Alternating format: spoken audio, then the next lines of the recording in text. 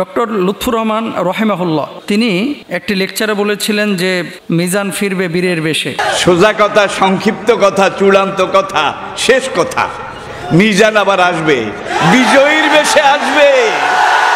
এই দেশের তাওহীদি জনতা এমন ইতিহাস সৃষ্টি করে তাকে আলিঙ্গন করবে ইনশাআল্লাহ। সেই সমাবেশই দূরে নয়। ডক্টর আল্লামা লুৎফুর রহমান সাহেব যে বিষয়টি বলেছিলেন যে বীরের বেশে ফিরবে, কারা তাকে দেশ থেকে বের করেছিল সেটা ভাই নিজে জানেন। এখন যারা বের করেছিল এবং প্রেশার ক্রিয়েট করেছিল, আল্লাহ তাআলা তাদেরকে লাঞ্ছিত করেছেন, তারা এখন পালিয়ে বেড়াচ্ছেন, আর আল্লাহ তাআলা ঠিকই বীরের বেশে তাকে ফিরিয়ে নিয়ে এসেছেন। তো লুৎফুর রহমান সাহেবের কথাটা আসলে আল্লাহ তাআলা বাস্তবায়িত করেছেন। আল্লামা ডক্টর মিজানুর রহমান আজহারী দেশে ফিরেছেন। আপনারা খুশি নাকি অখুশি? কারা খুশি কারা অখুশি? অনেক প্রশ্ন আপনারা অনেকভাবে অনেকেই করে থাকেন। আসলে সব প্রশ্নের জবাব আমরা সবসময় দেওয়ার চেষ্টা করি না, কিন্তু কিছু কিছু বিষয়ে কথা বলা প্রয়োজন মনে করি। সেটা হলো ওনার ব্যাপারে কেন এই কথাটা আসতেছে। প্রায় 4 বছর পরে দেশে ফিরলেন। এক শ্রেণীর মানুষ খুব খুশি, আর এক শ্রেণীর মানুষ অখুশি। কারা অখুশি? যারা সারা জীবন তার বিরোধিতা করেছে তারা অখুশি, আর যারা তাকে কপি করে ময়দান ধরে রেখেছিল তারাও অখুশি। ডুপ্লিকেট, নকল, অবিকল, হুবহু এরকম কিছু ভাই আছে না, এরাও কিন্তু অখুশি। আমাদের প্রত্যাশাটা কি?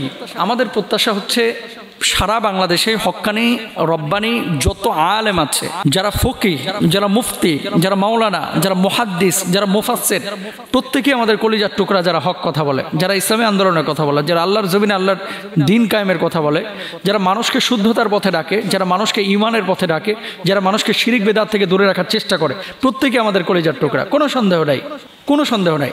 এখন প্রত্যাশা কি? প্রত্যাশা হচ্ছে তিনি আমাদের বাংলাদেশের একটি অ্যাসেট। এদেশে গুণী মানুষের কদর হয় না, কারণ ওই পেছন থেকে সবসময় টেনে ধরা হয়। দেখবেন আগামী 1 মাস সর্বোচ্চ যদি উনি 10টা মাহফিল করে, এখান থেকে কিছু লোক আছে ওয়াজে কি বলতেছে এটা শোনার আগে ভুল কোথায় ধরা যায় এটা আগে বেশি শুনে, যে কোন জায়গাটায় ওনাকে অ্যাটাক করা যায়, ভুলটা ধরা যায়।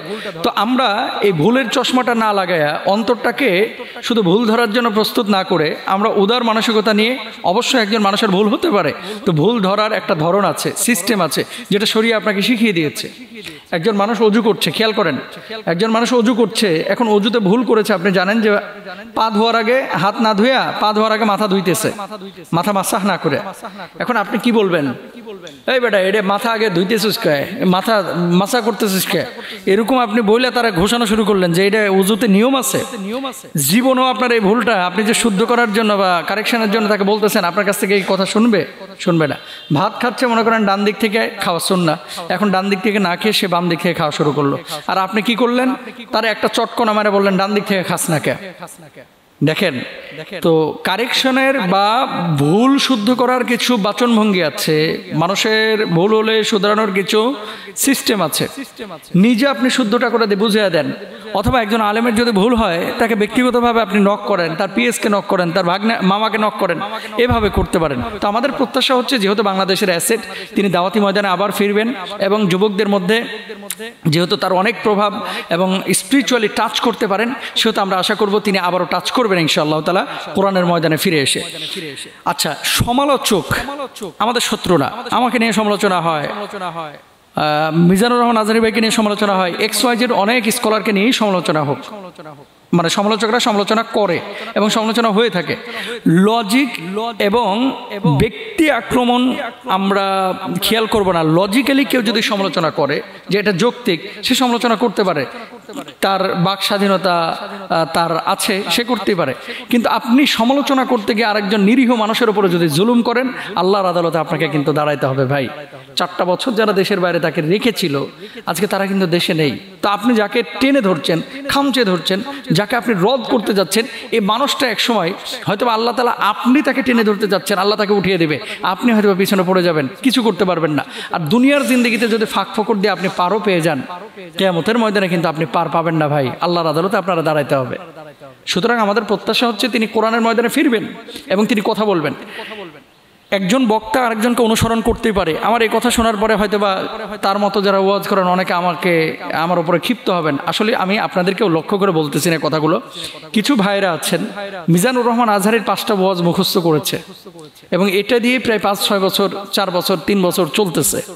কেন রে ভাই? ময়দানটা তো আপনার কাছে আমানত, এমনটা যেন না হয়। আল্লাহ তাআলা নিজের একটা কণ্ঠ দিয়েছে, কথা বলার বাচনভঙ্গি দিয়েছে। সবার জিহ্বা কি একরকম, কণ্ঠ কি একরকম, চেহারা কি একরকম? স্বতন্ত্রভাবে আল্লাহ তাআলা প্রত্যেকটা মানুষকে সম্মানিত করে বানিয়েছেন। তো আপনাকে আল্লাহ তাআলা একটা বৈশিষ্ট্য দিয়েছেন, সেটাকে নিয়ে আপনি ক্ষান্ত থাকেন, সন্তুষ্ট থাকেন এবং ইখলাসের সাথে কাজ করে যান। ইনশাআল্লাহ আল্লাহ তাআলা আপনার এর ভিতরে বারাকা দেবেন। কিন্তু কিভাবে টুপি পরছে, কোন টুপি পরছে, কোন কোটি পরছে, কোন জুব্বা পরছে, কিভাবে কথা থ্রো করছে, একেবারে যেভাবে বলতেছে সেভাবে আপনি কপি করে নিয়ে যে ছাড়তেছেন। তো মার্কেটে এরকম নকল মাল তো সবসময় ভালো হয় না ভাই, সবসময় ভালো হয় না। তো আপনাদেরকে যেটা বলবো, শুধুমাত্র আজহারী সাহেব কি ওয়াজ করতেছে এটা ফলো না করে কোরআন এবং সুন্নাহের মধ্যে অনেক মেসেজ আছে, এগুলো নিজে পড়াশোনা করে নিজস্ব স্টাইলে অথবা তার মতোই কথা বলেন। তিনি শুধুমাত্র দেখতে যেমন যেভাবে কথা বলে সেভাবে কথা না বলে তার যে ইখলাস, তার যে বাচনভঙ্গি, তার যে অন্যান্য গুণাবলী আছে সেগুলোকে গ্রহণ করার চেষ্টা করেন। সমালোচক যারা আছেন তারা আপনারা সমালোচনা করতে পারেন, তবে ভুলগুলো ধরতে গিয়ে যেন আরেকজনের উপর আপনারা জুলুম না করেন, এটা খেয়াল করবেন। আর কোরআনের ময়দানে যেখানে ওনাকে দাওয়াত করা হবে বা উনি যদি তাফসীর মাহফিলে কথা বলেন তাহলে অবশ্যই আমরা বলবো ইনশাআল্লাহ তাআলা এমন কথা আমরা শুনবো এবং শুনতেও চাই যেগুলো দেশের জন্য, দিনের জন্য, জাতির জন্য এবং এই উম্মাহের জন্য কল্যাণকর। আমরা এমনটাই আশা করব। আল্লাহ তাআলা তৌফিক দান করুন।